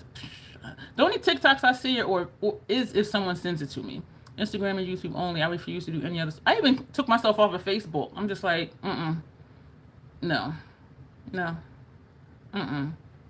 Did you hear about such and such? No. Oh, you was on Facebook. I ain't on Facebook. No. And even family stuff. Like if it's something that's happening, just text or call me and tell me what happened. Why should I have to learn about it on Facebook? And I get it. You want to tell 200 people at one time. I get it. I do. But I feel like if it's something I need to know, someone will text or call me in the family and tell me. Nope. No one does cursive, says Heather, because everything is done on the keyboard. No one reads maps. I am GPS dependent, y'all, for real. Even in the military, I couldn't read a map. And they were like, "What's wrong with you?" I said, I could not learn to read a map to save my life. Nobody remembers phone numbers. Oh my gosh. When people get a new phone, they be like, "Whose number is this?" "Oh, you text me." "Yeah, but this is the new phone." I don't even reply back. I'm just like, "No, I ain't got time for that." All you gotta do is back up your damn data. So, but anyway. Brooklyn says definitely, and now with influencers is a whole separate topic. Whole separate topic. The influencer thing is out of control. Reading maps. Kids think we're dinosaurs. Y'all came across quite a few like travel maps and dude's mom's stuff, and I was just like, damn. And they had AAA travel booklets, and they were like this thick. And I'm like, damn. Oh no, I can only read the train map. Yeah, because it tells you you're right here or wherever you got on, and then you just kind of, and I would be the one that be tracing it like, okay, this stop, this being all them trades in New York. You have Thomas guide in your car.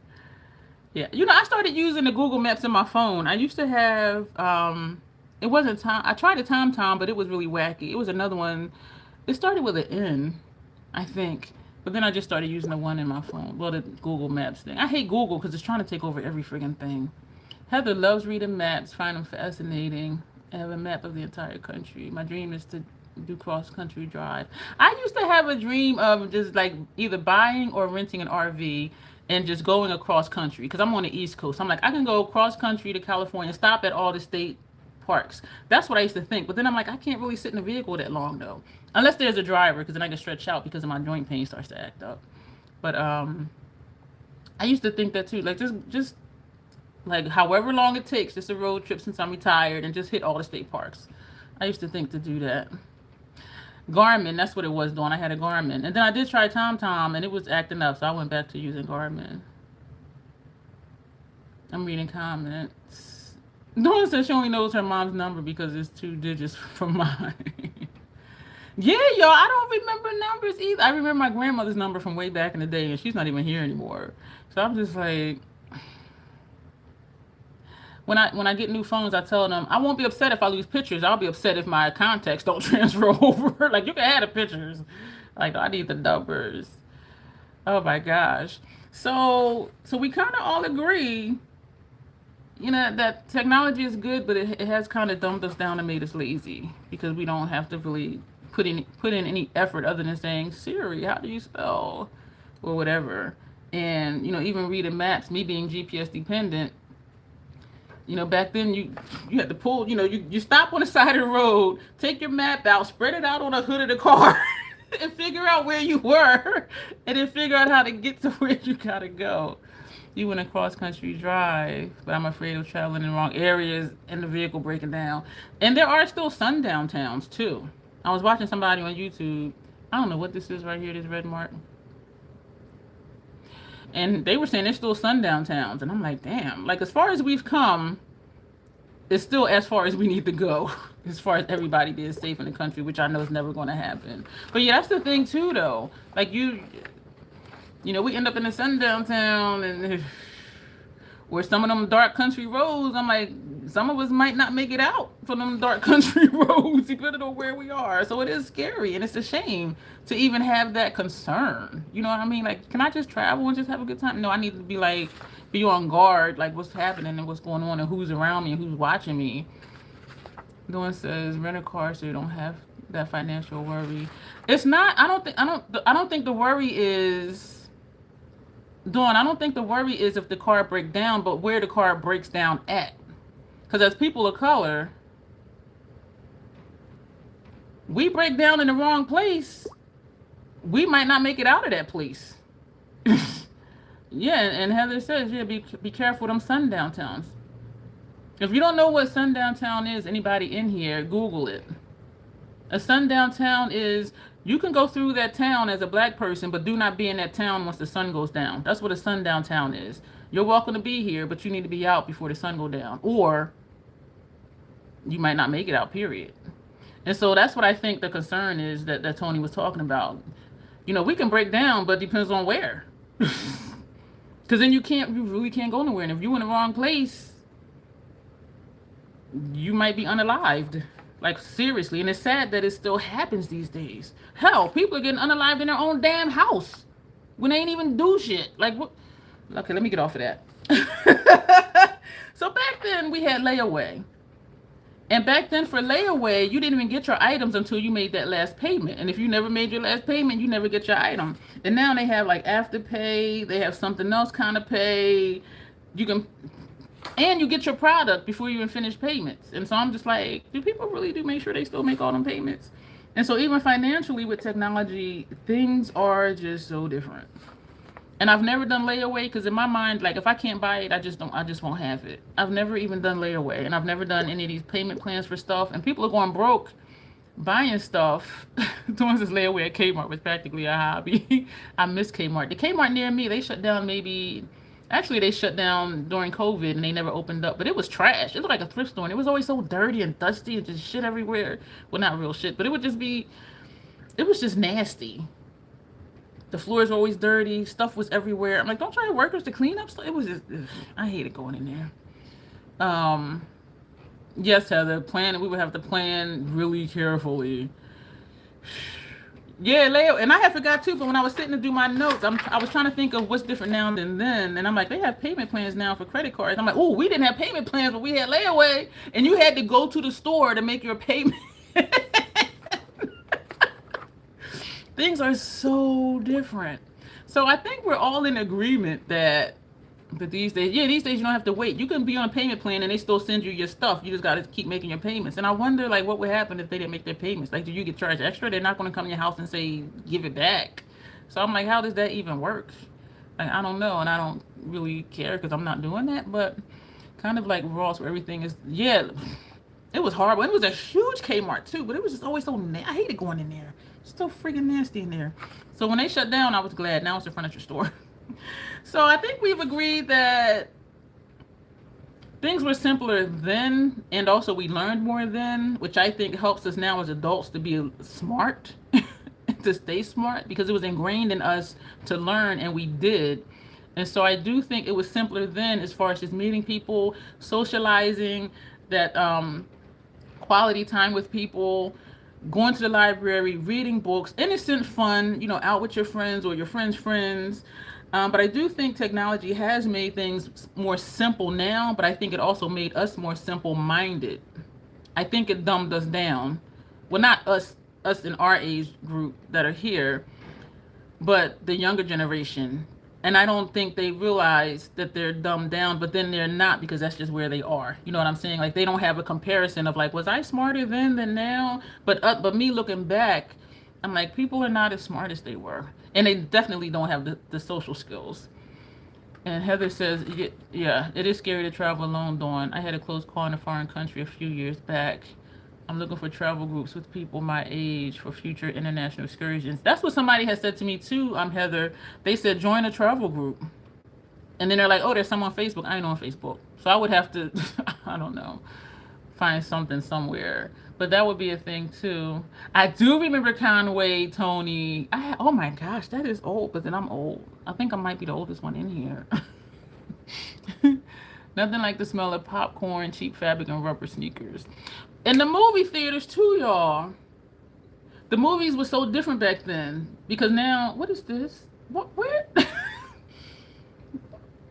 Okay, I got this down here. I got what the hell? Even the movie theaters then, the carpets were usually sticky and grimy, but it was like so much fun. You get a group of like 10 people and just go to the movies, get your little snacks, and sit way up in the back, that back row up top, because that way you can see the whole screen and you don't gotta worry about people standing up being in your way and all of that. But yeah, I do miss those days. And it's interesting being older now, looking back or seeing the generation now, like the teenagers now, and it's just like, y'all have no idea what hard work is. Like, y'all y'all just don't. Your Dawn has your same fear, Heather, traveling in a foreign country, too many scary movies on that topic. Yeah, you might end up sex trafficked. Going over to one. Well, even here they do that too. So, It is just crazy. So, y'all, we've been on here almost 2 hours. Thank you, Dawn, for this topic. I don't even know. I think next week's is up already, but I don't know. I think next week we're going to um, swatch out the Mac Pride palette. I have not touched it. I have not touched it. And I'm excited to get into it. So I do think that's what next week's live is. Y'all, it's 40 shadows in that palette. I'm going to just have like little dots all over my face. Like 40 shadows. The movie Hostel, yeah. The thing is, though, with those movies, Dawn, and I know it's a script, but I'm like, if you would have stuck to your plan, it wouldn't have been a movie. Nothing would have happened. And even that movie Taken, it was a good movie. Liam Neeson can't run for shit. He'd be like, I'd be like, what the fuck is that? But if his daughter, if they didn't change the plans, or if the cousin was really there, none of that would have happened. So my thing is, if I'm gonna travel, I'm gonna have an itinerary. People home going to know. I'm gonna have my check-ins. If you don't hear from me, come looking for me. So the thing is, don't change the plan. Oh yeah, let's just go to the spas, the natural spas. Oh, that sounds nice. Oh, you just gotta switch trains? Okay. No, no, no, no, no. And there was another movie. They were killing people for the organs that they were paying other people for. So I'm just like, and you know what? They had to switch trains. I'm like, see, stick to the plan. stick to your plan. Like, don't, no, You never watched Hostel. I like the first two. The last one to me was kind of cheesy because the kills were really stupid, I thought. But the first two, I liked. The second one gave the backstory to how it even got to where it is. And so a lot of times I do love the second movie in a series because it gives the background. Or even like the movie Collector. After that, they had the collection. So it showed you the background on how he started, that stuff. So stuff like that I like. Heather says she's not joining Facebook, but there are travel. That is true. Because you know what? I think my friend Bree was telling me about that. Travel agencies that are starting to cater to older people and single folks. I found 2 so far, but it's expensive. And that might be what I do.